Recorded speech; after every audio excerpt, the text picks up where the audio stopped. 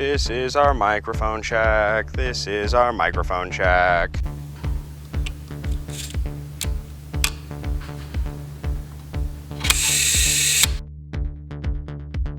Hey, what's up you guys? Nick here. For those of you who are new to my channel, my name is Nick. I'm a professional photographer. I've been shooting professionally for the last 3 years, though I've had a camera in my hand for the last 16, and we are here with Ariana.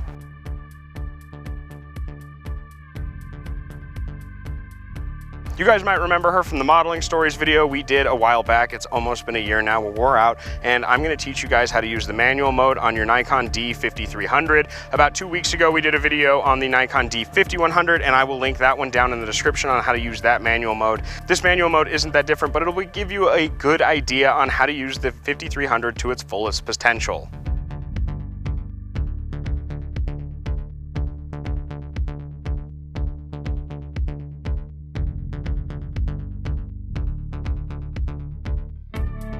So just like with the 5100, you start in auto usually, and you'll move it past P, S, A, and put it on M for manual mode.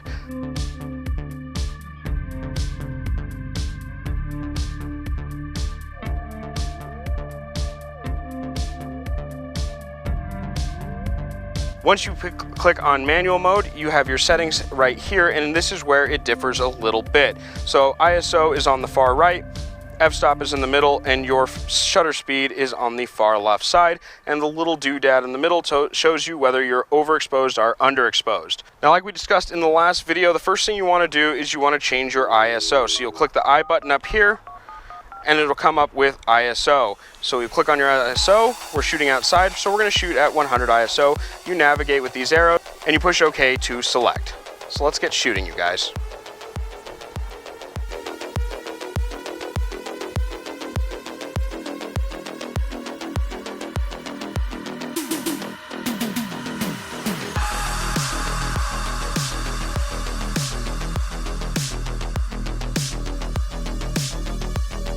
So to adjust your shutter speed, you actually use this knob up here without pushing any buttons, and as you can see, it adjusts our shutter speed up and down, moving the exposure meter up or down with it.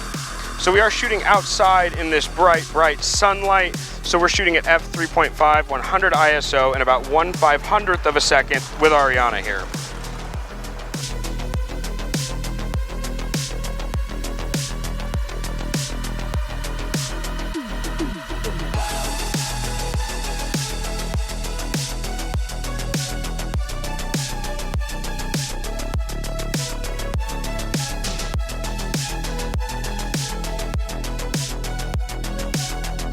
So like I was saying, is a lot of these features are really similar to the D5100. You have your meter, you have your f-stop. The layout is slightly different though. So like, as you can see, instead of a top-down menu like you have in the 5100, this is across the bottom.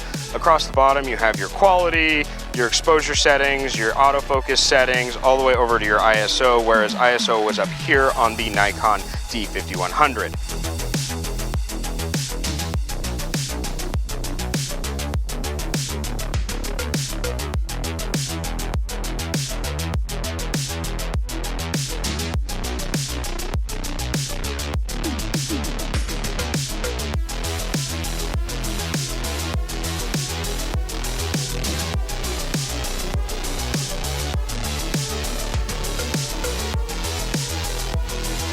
So when you're changing your f-stop, you will hold the plus and minus button up here, scroll using the shutter speed knob back here.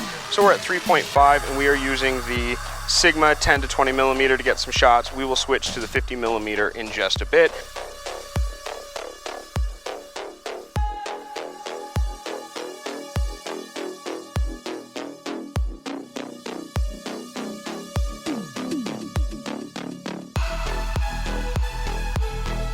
But the controls themselves are very similar, allowing for one-handed use for the most part, except for ISO. That's a little tricky, but that's because I have tiny thumbs.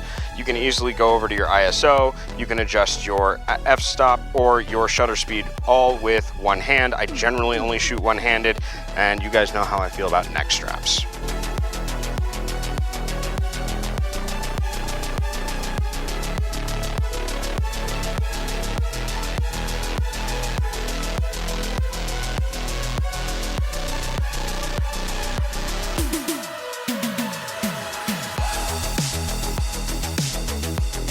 So I'm gonna kind of show you guys the dynamic range of this camera. So as you can see, there's a lot of light coming through the leaves in kind of weird spots, but because the ISO is set up with this camera well enough, we're able to shoot at the proper ISO in order to get cool shots with this. So we're gonna do some work here.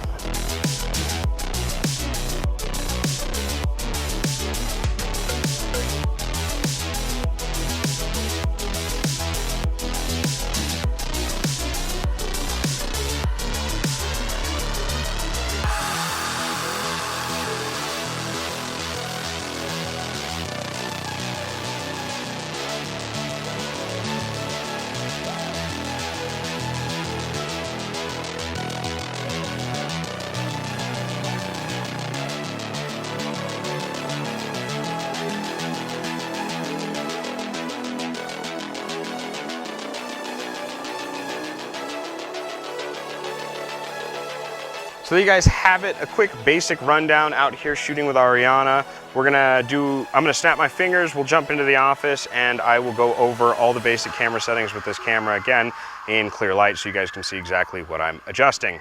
And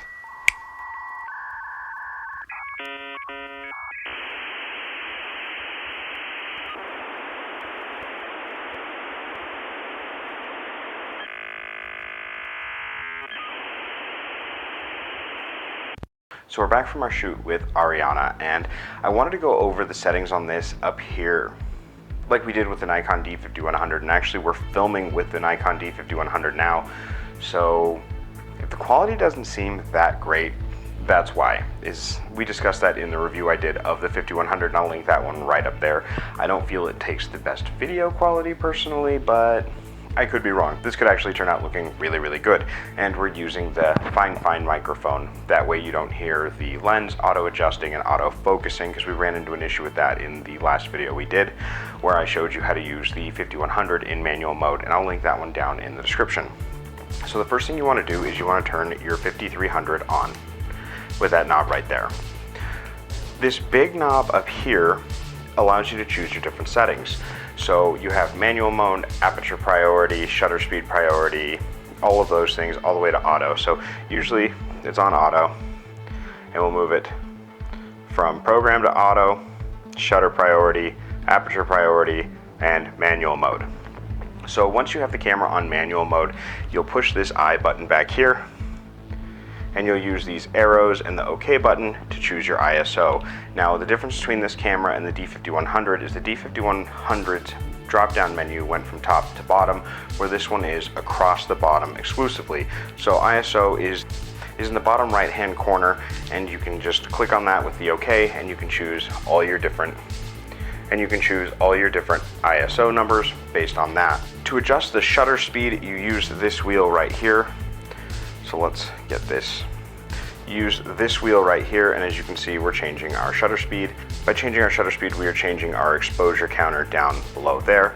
And to change your aperture, you click the plus and minus button on the top here, and you scroll using the shutter speed adjustment scrolly thingy. I know that's not the right word for it. If you want to go into live view mode, it's this lever up here that you hit. So as you can see, we're live view, and we're not live view. And that's the basics of using the manual mode with the Nikon D5300. It is extremely similar to using the manual mode on the Nikon D5100, and from what I've read, all the Nikon D5000 series have extremely similar manual modes. I do need to get my hands on some 3000 series, and we'll do some videos on those and how to use the manual modes on those. But again, I really like the Nikon D5300. I did a whole review video on that as well, and I will link that down in the description. So thank you guys again so much for joining me on this journey and going out and shooting with me and Ariana. If the outfit looks like the interview with Nick Del Duca, it's because we shot both those on the same day, and it was a lot of fun going out with another photographer photographer and shooting a video like that. So please like, comment, and subscribe. Hit the notification bell so you guys know right when I upload, and share this video if you enjoyed it, because at 500 subscribers I'm giving away a Jolly Look camera. You guys know how much I love the Jolly Look, and the Jolly Look Autos are coming out soon. So as soon as I get my hands on one of those, we're going to do an unboxing, we're going to do a review, and we're going to do some street photography and some studio work for it. You guys have a great evening. Thank you again for joining me, and I will catch you on the flip side. Bye.